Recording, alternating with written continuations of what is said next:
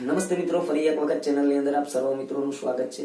જુઓ, આ લેક્ચરની અંદર આપણે પોલીસની ભરતીની સાથે જોડાયેલી થોડીક અગત્યની બાબતોની ચર્ચા કરશું। કેમ કે ઘણા બધા વિદ્યાર્થી મિત્રોના મનની અંદર અત્યારે ઘણા બધા પ્રશ્નો જળહળે છે, તો ક્યાંક ને ક્યાંક હું આ લેક્ચરની અંદર એવો પ્રયાસ કરીશ કે તમને તમારા તમામ પ્રશ્નોનું નિરાકરણ છે એ ચડી જાય। આ લેક્ચરની અંદર આપણે ટોટલ તમારા જે કઈ પ્રશ્નો છે એના 5 મુદ્દાઓની આપણે ચર્ચા કરશું। સૌ પ્રથમ તો આપણે ચર્ચા કરશું કે જે મિત્રો લેખિત પરીક્ષાની અંદર વ્યવસ્થિત પેપર ભરી અને સારામાં સારા માર્ક્સ લઈ આવ્યા છે, અત્યારે ગ્રાઉન્ડની તૈયારી કરી રહ્યા છે, દોડની તૈયારી કરી રહ્યા છે, તો તેવા મિત્રો દોડની અંદર કેટલા મિનિટની અંદર દોડ પૂર્ણ કરે તો કેટલા માર્ક્સ મેળવી શકે એમ છે તે મુદ્દાની સૌપ્રથમ ચર્ચા કરીએ। તો એની અંદર 2 ડિપાર્ટમેન્ટ છે, એક પુરુષોનો ડિપાર્ટમેન્ટ, પુરુષોના ડિપાર્ટમેન્ટની અંદર ટોટલ 5000 મીટરની દોડ છે, એટલે કે 5 કિલોમીટરની દોડ છે, જ્યારે મહિલાઓના ડિપાર્ટમેન્ટની અંદર 1600 મીટરની દોડ છે। તો કેટલા સમયની અંદર દોડને પૂર્ણ કરવામાં આવે તો કેટલું માર્કિંગ મળે એમ છે એની ચર્ચા કરીએ। જો તમે 20 મિનિટ કરતા ઓછા સમયમાં દોડ પૂર્ણ કરી નાખો છો, સૌપ્રથમ પુરુષોની વાત કરી પછી મહિલાઓની વાત કરશું, ઓકે। 20 મિનિટ કરતા ઓછા સમયમાં તમે દોડ પૂર્ણ કરો છો તો તમને 25 માંથી 25 માર્ક્સ મળશે। જો તમે કદાચ 20 મિનિટ કરતા થોડોક વધારે સમય લઈ લીધો અને 20-30 સુધીનો સમય લઈ લીધો, ઓકે, તો તમને 24 માર્ક મળવાના ચાન્સ 24 માર્ક જ મળવાના છે, ચાન્સની વાત તો દૂરની રહી, ઓકે। જો તમે 20.30 થી લઈ અને 21 મિનિટની વચ્ચે, ઓકે, 20.5 થી 21 ની વચ્ચે દોડ પૂર્ણ કરો છો તો તમને 23 માર્ક્સ મળવાના છે। જો તમે 21 થી 21.5 ની વચ્ચે આટલી મિનિટની વચ્ચે દોડ પૂર્ણ કરો છો તો તમને 22 માર્ક્સ મળશે।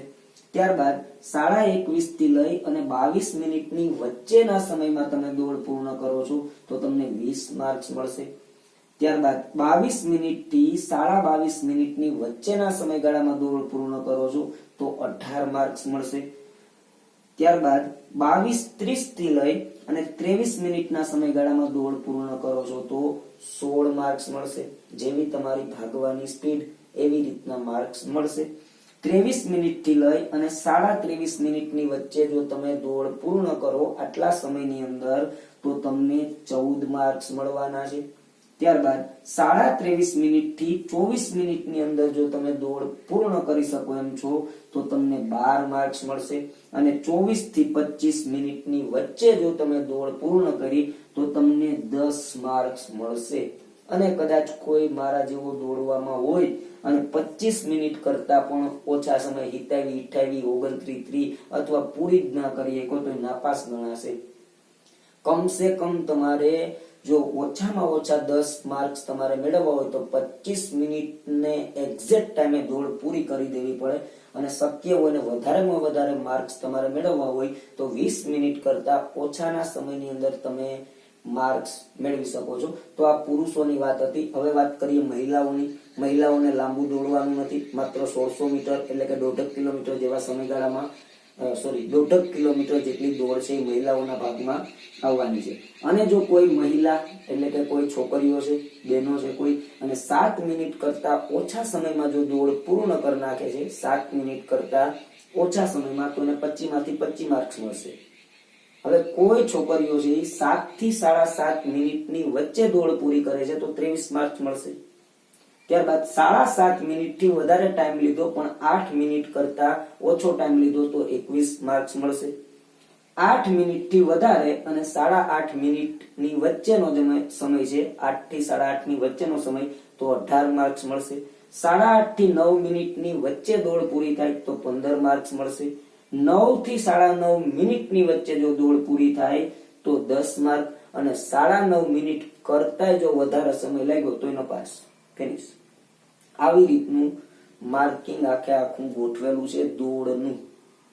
તો તમારી સ્પીડ ઉપર આ માર્કિંગ છે, અને ક્યાંક ને ક્યાંક દોડવામાં પાડાબર જ હાલતું નથી, થોડુંક મગજે ગણવું પડે, માઇન્ડ થી દોડવાનું હોય। ઘણા મિત્રો શું કહેતા હોય કે પરીક્ષામાં તો તારે સારામાં સારા માર્ક છે, તું તારે હવે તો તારી તાકાત છે, તું દોડી જ જા। એ વાત ખોટી। થોડુંક ત્યાં મગજ માઇન્ડથી પણ આપણે દોડવાનું હોય છે.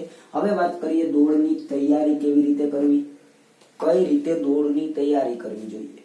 તો મેં જે તમને કીધું એમ જ ક્યાંક ને ક્યાંક તમારે તમારું મગજ એ વાપરવાનું. હાવ એમનેમ પાડાની જેમ સાંઢની જેમ દોડે જ નથી રાખવાનું. સવારમાં ઉઠીને દોડવા માંડ્યા, સાંજે પાછા દોડવા માંડ્યા, આવી રીતે દોડ કરવાનું નથી. ક્યાંક મગજ વાપરો, થોડીક બુદ્ધિ દોડાવી અને દોડવાની પ્રેક્ટિસ તમારી ચાલુ રાખો. ઓકે. અને એક બીજી વાત કરી દઈએ, અત્યારે દરેક મિત્રો સવારે દોડે છે, થોડાક મિત્રો છે એ સાંજે પણ દોડે છે, ઘણા મિત્રો એવા છે કે જે બંને ટાઈમ દોડે છે. પણ હું એવું કહું છું કે સમય મળે તો બપોરે પણ દોડો. બપોરે દોડવાથી એ ફાયદો થશે કે તમે સવારે પ્રેક્ટિસ કરી, સાંજે પ્રેક્ટિસ કરી, પણ બપોરની પ્રેક્ટિસ નથી કરીને જે તે સમયે તમારો ગ્રાઉન્ડમાં વારો બપોરે 1 વાગે આવ્યો તો શું કરશો? એટલે બપોરે પણ દોડવાની પ્રેક્ટિસ રાખજો, સવાર સાંજે જ ના રાખતા. હજી ઉનાળાની શરૂઆત એટલી બધી નથી થઈ, તમે તમારે દોડ ચાલુ રાખો, બપોરે પણ દોડજો. તો આ મારા મંતવ્ય મુજબ મેં તમને વાત કરી, કેમ કે આ અનુભવાયેલું છે. ઘણા બધા વિદ્યાર્થી મિત્રોએ આવી વાતો મને કરેલી છે કે સર મારો તો વારો છે 2 વાગે આવ્યો તો પછી હું એક તો ખાધા પીધા વગરનો કેટલુંક દોડું. ભેગું લીંબુ શરબત રાખજો. લીંબુ શરબત છે થોડુંક એનર્જેટિક હોય છે. ઓકે, ચક્કર કે આવતી હોય તો એ તમને એનાથી રક્ષણ આપે છે. ત્યારબાદ વાત કરીએ મેરિટ કેટલુંક રહેશે. આ લગભગ શિક્ષકોને પૂછેલો પ્રશ્ન છે અને બધાએ પોતપોતાની રીતે જવાબ આપેલો. હું મારી રીતે જવાબ દઈ. આમાં પરફેક્ટ તો કોઈને ખબર ના હોય કે કોઈ ભગવાનના ઘરેથી નથી ઉતર્યા. મારી દ્રષ્ટિએ મેરિટની વાત કરું ને, ઘણા બધા વિદ્યાર્થી મિત્રો એમ કહે છે, ઘણા બધા શિક્ષક મિત્રો એમ કહે છે કે પેપર છે એ હાર્ડ હતું. ઓકે, પેપર કોઈને પૂરા નથી થયા, મેરિટ છે એ હાવ નીચું રહે. આ વાત હાવ ખોટી છે. મેરિટ 80 કરતા ઉપર જાય, હું મારી રીતે વિચારીને કહું ને તો. કેમ કે ગુજરાતની અંદર 18,532 ગામડા છે. એક ગામમાંથી કદાચ એક નહીં, હાલો અડધા ગામ, સિટી તો હજી ગણ્યા જ નથી. હો ભાઈ, સિટી તો ગણ્યા જ નથી. એક ગામમાંથી એક છોકરો ગણો ને તો એ 18,000 છોકરા થાય. સિટીના છોકરા તો અલગ, બરાબર. અડધા છોકરા ગણો, 9,000 ગણો. અને ઘણા બધા વિદ્યાર્થીઓ એમ કહેતા હોય, ઘણા બધા શિક્ષક એમ કહેતા હોય કે દોડની અંદર માત્ર ને માત્ર ગામડાના છોકરા જ દોડી શકે, સિટીના ન દોડે. તો એ તમારી મોટામાં મોટી ભૂલ છે. આપણે ગામડાના છોકરા ક્યાંક ને ક્યાંક પાછળ રહી જાય. સિટીના છોકરા સંપૂર્ણ તૈયારી કરીને આવે છે અને આપણે માત્ર પાડાબર કરીશું ને તો હારી જવું, તો દોડી નહીં શકશું. માઇન્ડ દોડાવીને વ્યવસ્થિત પ્રેક્ટિસ કરીને જાજો ગ્રાઉન્ડમાં એવા વેમમાં જરાય ના રહેતા કે સિટીના છોકરા ના દોડી શકે ને ગામડાના દોડી શકે. ભાઈ, કરો યા મરોનો જંગ છે. બધાને નોકરી જોઈએ, 7મા 8મા પગાર પંચનો લાભ બધાને જોઈએ ને બધા દોડવાના જ છે. એટલે એ વાત ભૂલી જાઓ. ઓકે. અને મેરિટ 80 ઉપર ગણીને જ હાલો. ઘણા કે 75 80 ની વચ્ચે ના આમ તેમ, ઘણા 70 નું ગોળા મારતા હોય. આ ગોળા એ મેરિટ એમ તો ઊંચું જાય ભાઈ. ઘણા બધા મિત્રો એવા હશે કે જેને પેપર લખેલું હશે. અને એક વાત કન્ફર્મ છે, જેટલા મિત્રોએ પ્રશ્ન લખ્યા ને લગભગ સાચા જ લખ્યા, ખોટા બહુ ઓછા લખ્યા છે. હવે વાત કરીએ પ્રેક્ટિકલ પરીક્ષા ક્યારે હશે. પ્રેક્ટિકલ પરીક્ષા, જો ભાઈ પ્રેક્ટિકલ પરીક્ષાની વાત કરું ને, જો અહીંયા મારું અંગત મંતવ્ય છે, કોઈ મન ઉપર ના લેતા, કોઈ દુઃખ પણ ના લગાડતા. કદાચ હું એવું માનું છું કે પ્રેક્ટિકલ પરીક્ષા તમારી આવતા વર્ષે હોય તો હોય. હવે શિયાળાનો એન્ડની તૈયારી થવા આવી. ઉનાળામાં પ્રેક્ટિકલ પરીક્ષા ના હોય, ચોમાસામાં તો બિલકુલ ના હોય. કેમ કે કોઈ ગ્રાઉન્ડની તારીખ ફાળવીની એ જ તારીખે વરસાદ આવ્યો તો ગારામાં કેમ દોડવું. એટલે ચોમાસામાં તો બિલકુલ ના હોય. ઉનાળામાં એક તો ઉનાળો હોય, પ્લસ ઉનાળાની અંદર ચૂંટણી છે. એક ચૂંટણીનો મુદ્દો નડે છે મને, એટલે હું તમને આવું કહું છું. એક આ અનામતનો મુદ્દો નડે છે. ઓકે. અને ઘણા બધા મિત્રો અત્યારે ઓલી હાઈકોર્ટની અંદર એપ્લિકેશન ને કરી આવ્યા છે પેપર રદ માટેની, તો એ પણ મુદ્દો ક્યાંક ને ક્યાંક થોડા સમય માટે નડે તો ખરો. આ બધી બાબતોના આધારે જો આપણે જોઈએ તો હવે શિયાળાના જાજા દિવસો રહ્યા નથી અને એને આધારે જોઈએ તો આ પરીક્ષા હવે કદાચ, કેમ કે માર્ચ મહિનામાં તો આચારસંહિતા ચાલુ થઈ જાય. ઓકે. તો હવે હું કદાચ માનું છું ત્યાં સુધી ક્યાંક ને ક્યાંક આ પરીક્ષા લેટ જાય અને આવનારા વર્ષે હશે. કઈ જો આ મારું અંગત મંતવ્ય, આમાં તમને ના ગમ્યું હોય તો પણ કમેન્ટ નાખી શકો છો. એટલે પ્રેક્ટિકલ પરીક્ષા આવતા વર્ષે હું વિચારું છું. અને એક બીજી વાત, ઘણા બધા મિત્રો અત્યારે મેસેજ નાખે છે કે પેપર રદ થાય. આ વાત એકદમ ખોટી છે.